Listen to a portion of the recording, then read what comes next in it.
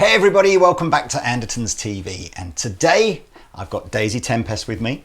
Hello. Now, Daisy is an interesting character because Daisy is one of the UK's newest guitar builders. She's got an amazing business, Tempest Guitars, building acoustic guitars, and I started seeing Daisy coming up on my Instagram feed fairly regularly, and I was following it, thinking interesting because, you know, there aren't a lot of British luthiers, let alone female British luthiers. So I'm thinking it's interesting.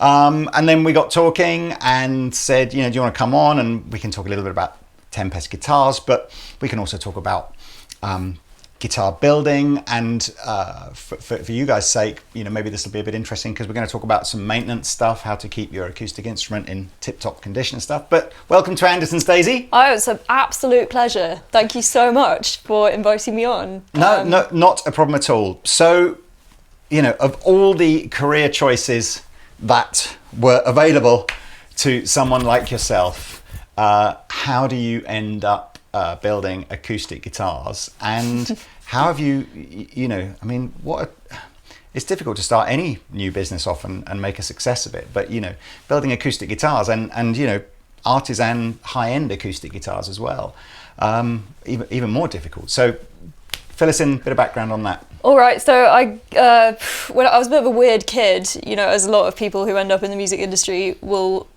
kind of respond to as a shared experience, but I spent a lot of time playing music when I was a child. That was my solace. Every single lunch break I was in the music block playing guitar, playing piano, whatever, mainly piano. And when I hit 16 I started taking the guitar a bit more seriously, and it was a very intimate instrument for me. It felt very personal, and I just remember spending hours with the guitar, and my fingers were like basically bleeding because I just wanted to practice all the time, but you know, you have to take it easy, and I was very frustrated that I couldn't learn all of these really cool things that I saw other people doing. So the guitar was always very special to me, and my brother and I used to play the guitar together, and unfortunately he passed away, so we had that kind of, the guitar was always quite special to me. And when I was 4 years into my English literature degree, having always wanted to go to the music industry but sort of just like followed my feet with a bit of lack of self-belief and all of that, I just woke up one day and I was like, maybe I could do something that I actually enjoy. So I just kind of wrote it down. I was like, what do you actually like? And it was music and making stuff. And I put the two together and I was like, I'm going to be a luthier. Like, of course I'm going to be a luthier. What else would I be? That's exactly what I need to do. And I just made every single sacrifice possible to make that happen from that day. I wrote to, with a lot of audacity, I wrote to a lot of the biggest guitar makers in the world. Some didn't respond, some did, like a little bit confused. And eventually I got myself an apprenticeship, and I funded myself for the first year working as a waitress and in the evenings, and just kind of like learning as much as possible and giving my skill set back to that mentor, which was in the form of like marketing or doing photography or whatever he needed doing, and in exchange I watched him build guitars. And then I got a scholarship to continue my training, so I went to Turnstone Guitars, which is literally half an hour in whatever direction in East Grinstead. Right. And I learned from an amazing mentor who's actually the only other woman in the country who builds guitars. Her name is Rosie, and her husband Carl is now on her team, which I think is great. That's great. So that's how I got into it, and I started up my own business last year and been doing it full time ever since. What was it about the acoustic guitar rather than the electric guitar that drew you towards it? Because it's a much more complicated instrument to build. I played acoustic, and I like a challenge, honestly, and I was like, I could just make an electric, but I did a bit of market research and I was like, I don't think I can do anything different here. Whereas I think the acoustic world, I looked at it and I was like, it's sitting a little bit in the dark ages. Right. And I kind of wanted that challenge. So that's probably why I picked it. I'm getting a real entrepreneurial vibe from you. You know, I think, you know, just the fact that you sat and thought, you know, I'm going to make a list, you know, in your early 20s, you know, sit and make a list of what are the things that make me happy and try and set a career goal around that. I think a lot of people could probably learn from that. You know, to make a living out of something that really makes you happy is like a proper life goal, isn't it? So look, let's now I must admit, like probably most people watching this, I'm fairly unfamiliar with luthiers. Once you get, you know, down to, you know, I appreciate Martin and Taylor and Gibson and all those kind of guys will be the big ones, and then there's probably another sort of mid-tier of successful but all quite big businesses. Once you get down into the realm of people making 10 guitars a year or 20 guitars a year or something like that, I'm completely unfamiliar. So tell me about Rosie's business, and again, another sounds like an interesting character. What's her background? Where did she learn, and how did she get into it? She had a very similar time to me. She was like, I need to do lutherie. I'm going to make that happen. Yeah. And she had a day job, which I think Mary Spender did this as well. She kind of, in her day job, she negotiated down to like 3 days a week instead of 5. She said, I can do all of this work in 3 days. You only have to pay me for 3 days. Can I do it? And they were like, sure. And in her spare time, she went into the workshop of another luthier based in London and learned how to build guitars, and then very much stepped out on her own like I did and just made it work to the point where she did quit her day job. And she has worked so hard, and she's a real inspiration. Her husband, Carl, as I say, got drawn in slowly to the business. And now he started off as a full-time spray finisher for her. And now he is a luthier as well, so that's really nice. And they've just been so good to me. I had the best time there. That's what an apprenticeship should be like. It set the model for me as a mentor in the future as well. And you again, for other people watching, this will only really apply to people in the UK, but tell me about how you got a Queen Elizabeth scholarship to help you during your was that your apprenticeship or your first year of setting up Tempest Guitars? That was my first apprenticeship, first year. Right. First apprenticeship, second year. Right. Yeah. And how did you go about getting that scholarship? So the person I trained with received a Queen Elizabeth Scholarship Trust to do his apprenticeship. So I knew that Quest existed. Right.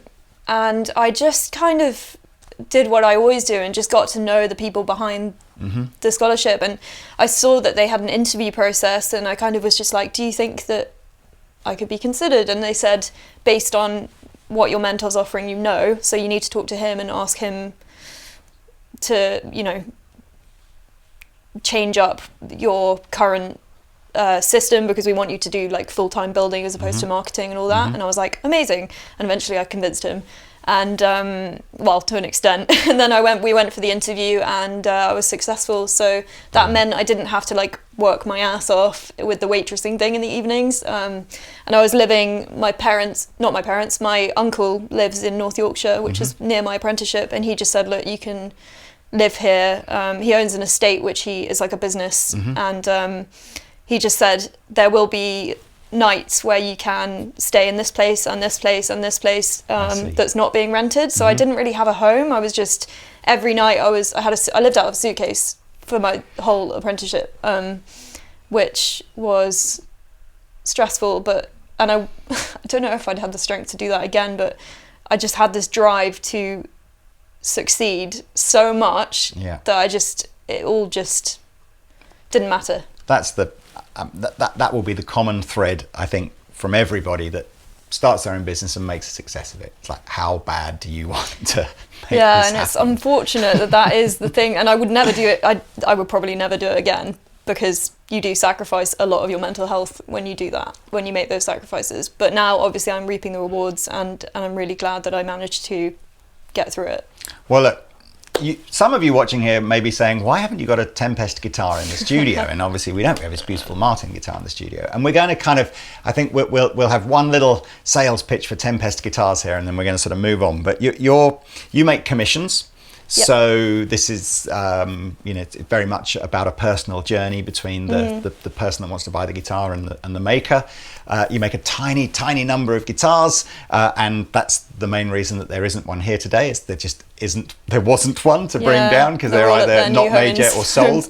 But yeah, go check out Daisy's website. We'll put links below, and if you're in that, you want to make yourself something incredibly, incredibly special, and you can afford it, then enjoy. But I was kind of, we brought down, so this is a Martin orchestral model. It's an OM28.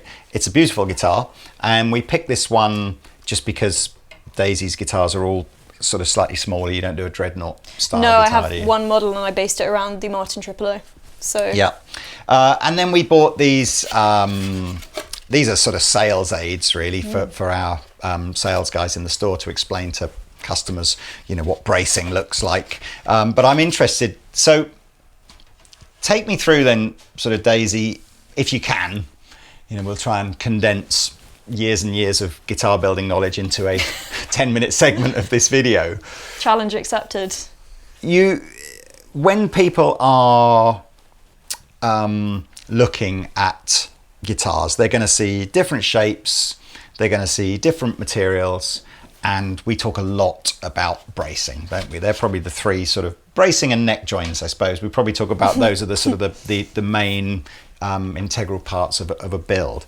So tell us about just when you're looking at stuff and through your apprenticeship, what did you learn about putting a guitar together that and how perhaps different manufacturers' techniques have been good at certain things or not so good at other things?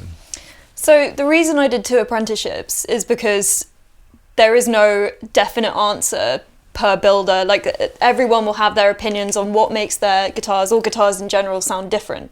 So my first mentor was super obsessed with, like bracing patterns and what we just talked about and how they feed into the sound of the instrument. And we looked at guitars very much as like a ripple coming out of a pond when you drop a stone in. So, for example, let's see which fits that. Well, let's talk about the X-brace. So the X-brace is, and let's think about the bridge as the center of the sound in the instrument, because that is where sort of everything reverberates from. If you think of this as a lake, the surface of a lake or a pond, and you just imagine dropping a stone in, and then you see everything spreading out, that's kind of what bracing's like. So you'll see on this top, I'm just going to use this as an example because they all have X braces, but you'll see that the highest point on this guitar top is the X brace, because that is the center. You could also look at it like a speaker cone.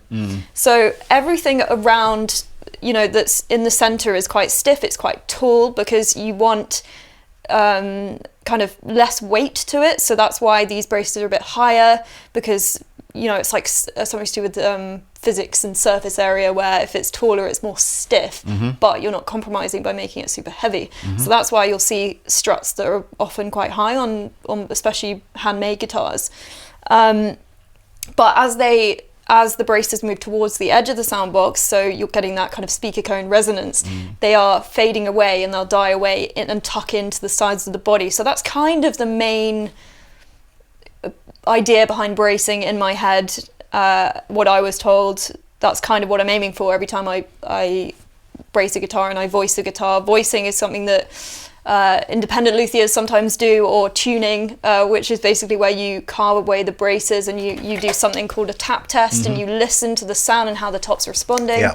So yeah, that's kind of the fundamentals of bracing. This is a 14 fret top by the looks of it, and they're very much employing this technique as well. You see the braces carving out. They've got high struts here that kind of carve out towards the edges, but you do have that structural integrity that's really important. You've got braces around the sound hole to ensure that you're not going to have a guitar that's imploding, because the sound hole is obviously a cutout, so you want that supportive. You've got an upper transverse brace here, which I think they've called a #1 top brace. These are from Martin guitars. I mean, it always fascinates me because when a steel string acoustic guitar is tuned to pitch, there's a phenomenal amount of tension. Oh, it's terrifying. Trying to pull, and when you actually look at a top, it's only like 1 or 2 millimeters thick, and without the bracing or without the correct bracing, this would just be destroyed in a heartbeat, wouldn't it, as soon as you tune the guitar up? I mean, it's absolutely terrifying when you see some builders that I've heard about who start as luthiers, and they hear about famous builders who brace their tops extremely thin, because that's what the resonance, it gives you more resonance. And then you see over the years, it's like the top's like, no, you need to brace me thicker because it start, the actual soundboard starts lifting the bridge. It's awful. So I got a real life story of that. So I wanted to buy an acoustic guitar from my year of birth, which was early 70s. And I really wanted a Gibson because I had this idea like Gibson Hummingbird. I just wanted this thing. I'd played some 60s Hummingbirds and they were just incredible. So I really wanted to get like an early 70s Hummingbird. And you can't find them anywhere. And I was like, what's the problem? And apparently, I think it was either in 69 or 70 or something like that, Gibson changed the bracing on the guitars and it wasn't... it had no structural integrity, so there's almost no guitars left from that era of Gibson because they have all imploded or exploded, whichever way they're going to go. So in the end, there's a real life, even the big brands can kind of get it wrong if they don't know what they're sort of doing. But I mean, in terms of bracing, I think Martin's X bracing is the most copied, and there'll be loads and loads of other brands that we sell that perhaps move the X bracing forward and backwards a little bit to just get it to their taste. You can see Martin you've got scalloping within the bracing, some's got additional bracing down here, some don't. Taylor use a different style of bracing. They use a fan style bracing, perhaps more reminiscent of a classical guitar. I know we did a load of Epiphone sort of reissue guitars that were all sort of 1930s reissues, and they had these vertical struts, gave a completely different tone to the guitar. I've seen those. Interesting. I mean, really fast. So what's on a Tempest guitar now? Without giving too much away, you tell me a little bit about the builder that. What was Rosie's guitar company called? Turnstone Guitars. Tell us about who she studied with and this sort of secret sauce bracing that we're not allowed to talk to, otherwise you have to shoot. Well, so Rosie, so my first mentor in his school of thought, which was under a guy called Irvin Samogi in the States, but they, that whole kind of Irvin Samogi school of thought is very protective about like voicing frequencies and bracing patterns, and of course all you need to do is look inside the guitar and you'll see. But I actually, while I think those bracing, all bracing patterns have their justifications, but what I loved about Rosie's bracing pattern, which was another school of thought, because there are 1,000 ways to build a guitar, but what she did was experiment with different tone woods on her soundboard. So for her treble braces, she'd use Paduk, and she'd scallop them, and Paduk has an amazing tone. Extraordinary. My first guitar was made out of Paduk, and it was amazing. It's like this bright red African wood, if anyone doesn't know. And she'll use cedar kind of bass bars for the bass side, so she really looks at either side of the instrument and what it's, because if you've got a guitar up here, this is the bass side and the treble side, depending on which, well, unless you're left-handed, no, that's the same. Sorry. So bass, treble, and she'll brace it differently according to that sonic requirement, which I thought was so cool and makes so much sense. So I've started doing that. I've started experimenting, but only within the spruce family. So I braced on my latest guitar the bass side with some Sitka spruce, which is a warmer spruce, and the other side with like an Adirondack moon spruce.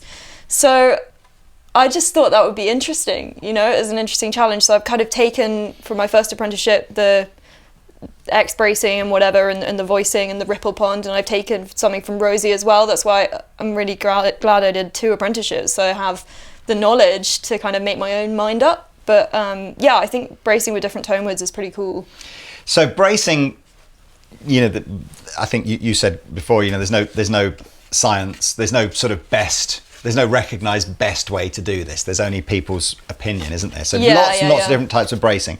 Although I guess for most people looking to buy an acoustic guitar, the bracing probably isn't the first thing, or even anything that they'll consider. So just take me through. Let's put this down. Have you got your experience of, tonally speaking, what happens when you go from a large body guitar to a smaller body guitar? What happens when you perhaps start to change the timbers that you make the front and the back out of the woods? We've got different types of neck joins that just let's talk about that. We're starting with shape for example? Okay, let's talk about shape. So I have never been into something like a dreadnought purely because I'm a small person. Like, I'm not very big and they're uncomfortable. So I never really played a dreadnought and got much joy out of it. So when I was designing my body, I knew it had to be a small body guitar. Everyone who's ordered a guitar from me is okay with that. It's like one shape. But I learned how that size wanted to be braced, and that's what I do. But when I was at my Rosie's and whatever, she makes 3 models. She makes a small one, a medium one, and a big one, and she's just released an even bigger one, like a dreadnought style.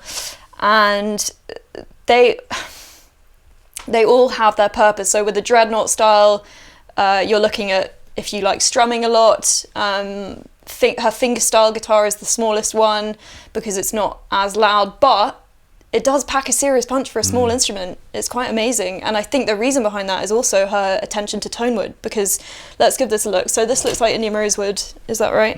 And Sitka spruce? Great. That would have been embarrassing. So rosewood, for example, I would probably pair with, well, I'm happy pairing my model with anything because it's an average size. It does everything pretty well. This guitar will probably, so Indian rosewood, for example, is like your most standard tone wood on a guitar. That's because it sounds great, it's relatively affordable and easy to get hold of. And it's got this like rosewoody sound, which is like a bell, right? It's like a typical, are you familiar with a tap test? I've seen it being done. Okay. Funnily enough, I mean, I don't even know that it's necessarily, we do a brand called Alvarez.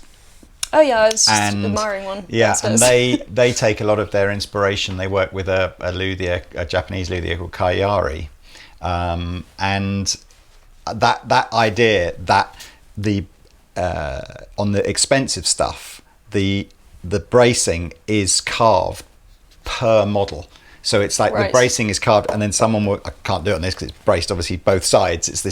But you know, this idea that someone will do that and then go, I think I'll just shave a little bit more off here, just shave, you know, and now obviously when you get into mass produced guitars, they just have to have a template that says, we'll just cut everything the same and off we go. Yeah. But yeah, I'm sort of, I don't know that I'd be able to tap test something because I don't know what I'm looking for, but I'm familiar with what the process is. That's exactly what the process I was just describing of voicing is. So it's just picking up and having a listen. But as far as like, sorry, going back to your question about shape, I don't really, I mean, I know that dreadnoughts are good for strumming. As I said, like you want to give a bit more, you dig in a bit more.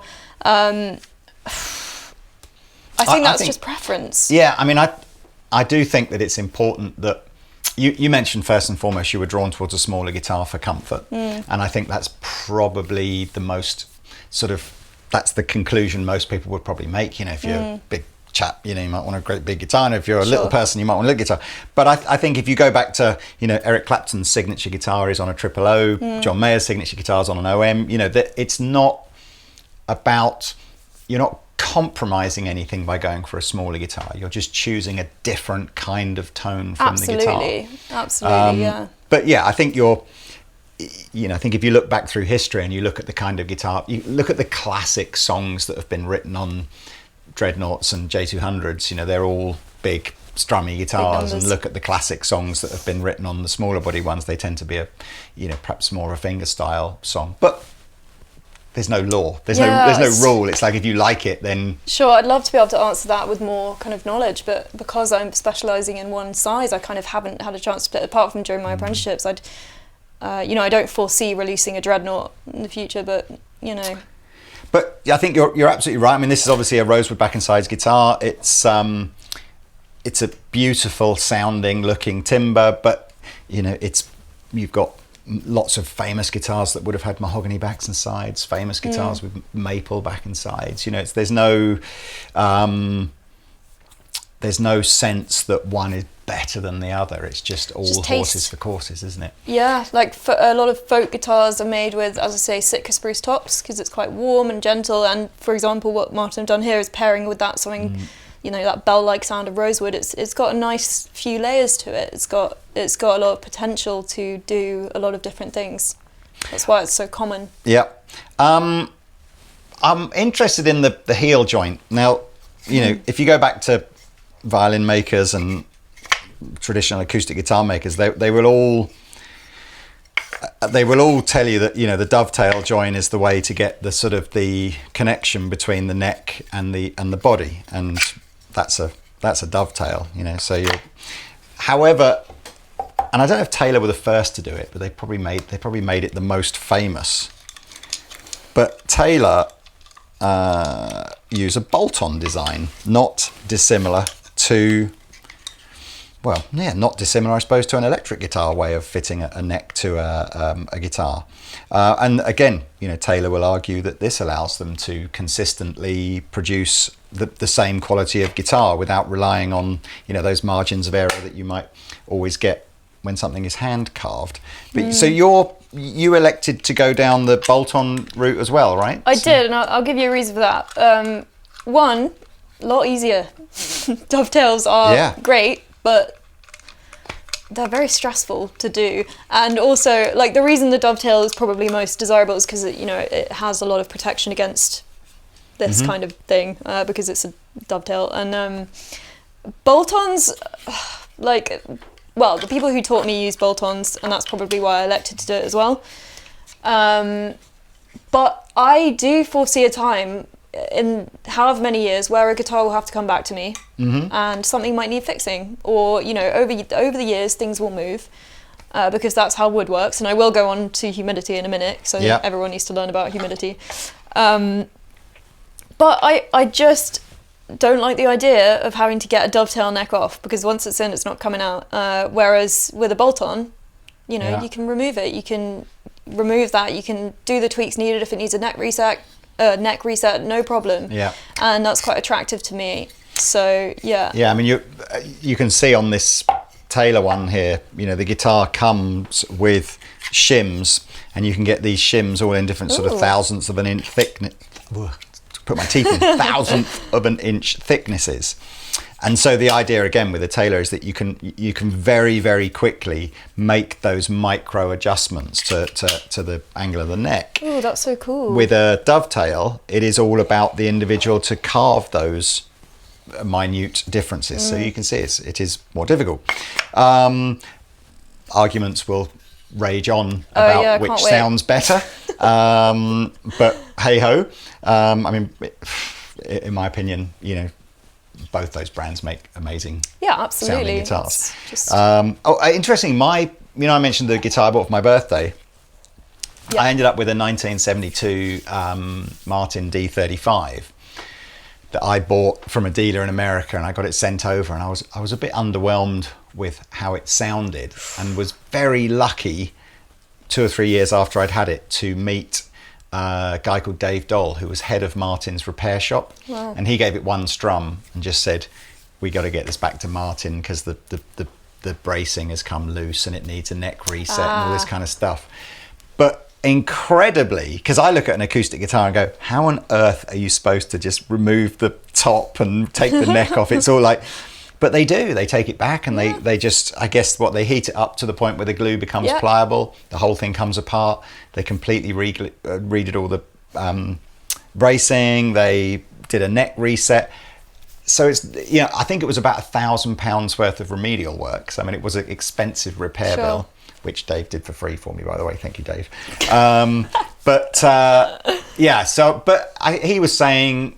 He was saying that, you know, it was after all by that time like a 45-year-old guitar, and he was saying, you know, what else might you couldn't have a 45-year-old car or anything else, you know, without it needing some serious repair work from time to time. Yeah, absolutely. So I think it's just a question of, you know, it can be done. So look, we've talked a little bit about neck joins, bracing, sizes, timbers. Again, what do you go for in terms of, are all yours like a 14 fret neck join, or do you give that as an option? I fluctuate between a 12 and a 14 fret. I do have a client who ordered a 13 fret, which was interesting. Just to be awkward. But I was like, you know what? That's what you want. I'll do it. Fine. So that'll be fun. And in terms of, you know, I mean, I always find, you know, you look at some of the inlay round here and the rosettes and stuff. Is that something on the Tempest guitars? I mean, there's an inordinate amount of time. I always think when you look at, say, within a Martin guitar, you take a D28 versus a D45. It's fundamentally, the guitar is not that different, but the D45 is 3 times the price, and it's all down to just this unbelievable artwork that goes into it. And it's where, you know, an instrument goes from being a tool to make music on to just something that's it is a piece of art, you know, beautiful piece of art. So where, you know, what do you do on the Tempest ones, and what, you know, what do you have the most fun with in terms of, you know, trying to make the guitars different?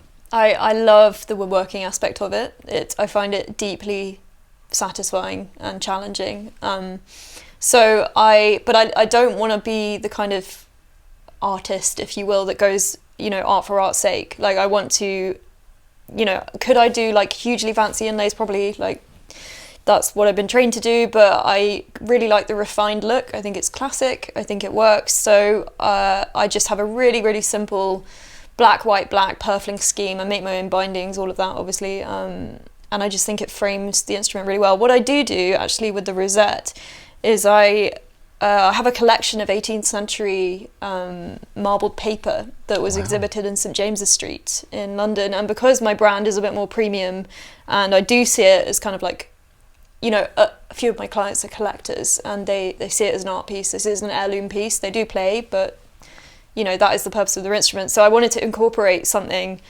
like my collection of end papers. They were actually reclaimed from old atlases, and because I did a literature degree, I'm also putting a part of myself into my instruments, and they're just very pretty, and I just love the history behind that.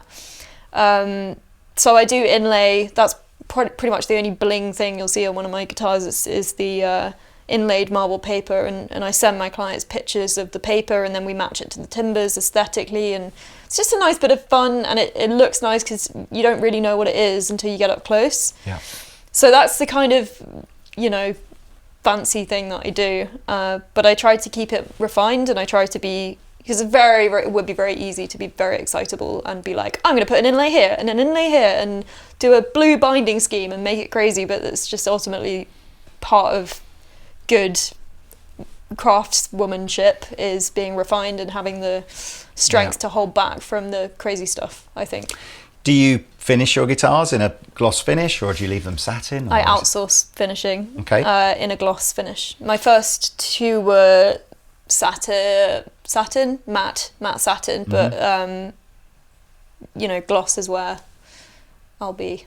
And that's just because you don't have a spray booth, and it's quite a skill, isn't it? And it's a skill in its own, and if I'm charging what I'm charging for a guitar, I'm not going to do that the first time. Like on a client, do you know what I mean? I'll outsource that. Yeah, 100%. Yeah, I mean, I was on that Ernest Samogi site, you know, before we did this, and I was looking, and he goes full French polish. Yeah. You know, it's like, wow. I mean, it's just, I can't imagine the amount of time. You know.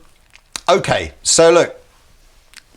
Roughly how long does it take you then to build, you know, if you just sort of just added up? So ignore maybe the waiting time whilst you're waiting for things to dry in terms of you know, glues and stuff. Or take it, I'm interested. So from start to finish, how long is a Daisy Tempest guitar take? I don't build at a normal speed because I am so, we spoke about this, like I don't make a lot of guitars because I know that I will be too hung up on making it perfect, so I need to allow myself the time. So, you know, I could take a year to build 3, you know, like at the moment, and I'm okay doing that at the moment, and it's okay. I like to, you know, if somebody's believing in me enough to commission me a guitar, I want to make it really good, and I will take my time with that. If I need to do something again, I'll do it again. Luckily I'm not at that stage, you know, I'm not doing stuff again, but I am doing it slowly, and I will get quicker. But I am very passionate about making sure I know my product is good. I guess really there's no point you trying to compete with brands like Martin and Taylor, and you know, who can build hundreds of guitars a week, because there's hundreds of hundreds of thousands, millions of dollars worth of machinery behind all of that. I guess your niche will always be about taking that longer journey to build something more unique and more special. For the moment, sure. I mean, I do in the future see it becoming a more sustainable business and in me outsourcing help and all this kind of thing. But I've just begun. So I'm going to put one foot in front of each other and just see what happens, really. Well, let's talk about maintenance, this last bit. And this I think is this will be useful whether you've got your first £99 acoustic guitar or whether 100%. You've got something, like one of Daisy's guitar. Most people, I think, will just think that all you got to do to an acoustic guitar is change the strings once in a while and happy days. Should be fine. So tell them how wrong they are. Right. So we should talk about humidity, because humidity is something that a lot of people don't really understand because it's quite a scary word. I don't know, maybe I'm just scared by scientific words, but relative humidity is the amount of moisture present in the air expressed as a percentage, and you'll see that percentage on these little hydrometers that you buy. And everyone should have one in the room where they keep their guitar because you can really see what's going on. The ideal relative humidity is between 40 and 50%, but you can stray to kind of 45, 55 if you want. But it's an interesting terminology, isn't it? The word relative in there. Yeah. Because one of the challenges that we have in Andertons, perhaps slightly different to a normal house, is in the summer we want air conditioning on. In the winter, we want really good point. Heating on. And the moisture content in the air as a relative percentage changes just by increasing or decreasing the temperature of the air. Maybe why don't we, before we go into how you might manage the humidity of the room that you keep your guitars in, why don't you tell us about, and this applies to an electric guitar, worse on an acoustic guitar, more so on acoustic, but also on an electric guitar. Tell us the common signs of what happens either when the wood becomes overly moist or dries out. Okay, so wood as a living thing expands and contracts. This is why things like quarter-sawn wood are so desirable in guitars, and all I mean by quarter-sawn is you see the grain on all guitar tops pretty much, some a bit more wavy than others, but it goes straight down. Okay, and that's because it's quarter-sawn, and when it's quarter-sawn it expands and contracts in a linear fashion. Right. So it all does it together, and it, whichever way it's going, it expands and contracts with dimensional proportion. So it's set up to deal with that as best as possible by using quarter-sawn tops and by using a quarter-sawn neck. Because if it was flat-sawn, how am I going to explain this? I actually have a video explaining quarter-sawn wood. Maybe I can. So you're saying on flat-sawn it might expand in one direction more than another direction? Yeah, it can warp, it can do all crazy stuff. But in guitar making, we try and use quarter-sawn wood to stop that. However, it will happen a little bit because wood is a living thing, as they say. Signs to look for: cracks appearing, that is a classic one, and cracks are literally just down to humidity control. You'll also see areas of the top just like appearing up, which is quite stressful when you've never seen it before. You'll see the bridge lifting, that's a typical one as well, like just these wings here might start to lift. You might see even the neck warping, like everything can go wrong if you're not looking after your humidity. I think the commonest one that we get on guitars that have either just spent the last 6 or 8 weeks in a shipping container or what is where you can feel the frets. Oh yeah, because the neck shrunk. Yeah, because obviously the one thing that doesn't expand and contract is the metal bits. Yeah. So what'll happen is if you have a guitar where it was either manufactured in a condition that was perhaps a higher humidity, or in your house, if you're running aircon or whatever and the relative humidity drops quite low, what you'll find is the fretboard will shrink, and it's tiny amounts. I mean, we're talking of fractions of a millimeter shrinkage, but then all of a sudden as you run your fingers down the side you go, oh, I can feel the fret ends, and they can pop. The frets can pop out. Yeah, I've not seen them. I think I've seen, very rarely I see an extreme example of a guitar with horrendous humidity problems, and like you say, you can see the top's bowed. And those are equally. I'm quite surprised about how normalizing the humidity of the guitar and doing nothing to it can actually sort the problems out. So quite surprised again at how robust guitars are made to cope with that. But ultimately, yeah, I've seen some pretty horrendous stuff like that. But the most common for us, and this is on electric guitars as well, is just where the fretboard has dried out. Well, dried out is the wrong word. We're not talking about oils here. We're talking about the moisture within the wood, and those, that is literally just simply a case of making sure that your guitar is in a room with a fairly controlled. And I don't want this to sound terrible, because your average UK, the temperate climate in the UK in a normal house sits in a comfortable, so we're only talking about problems where, you're either running air condition, or maybe you leave your guitars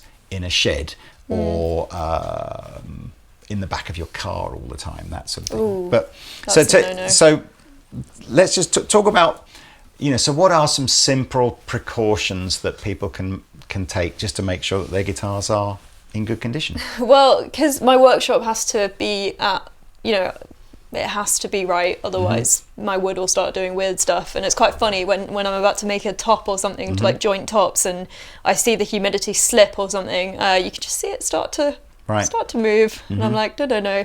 That's when I put my dehumidifier on, or my humidifier on, depending, and that's which is quite extreme, having a dehumidifier and a humidifier, which I need. But I think simple things that you can do, like if you need to, if it's too dry, you can literally get a wet towel and like hang it from the radiator, like really simple stuff, affordable stuff.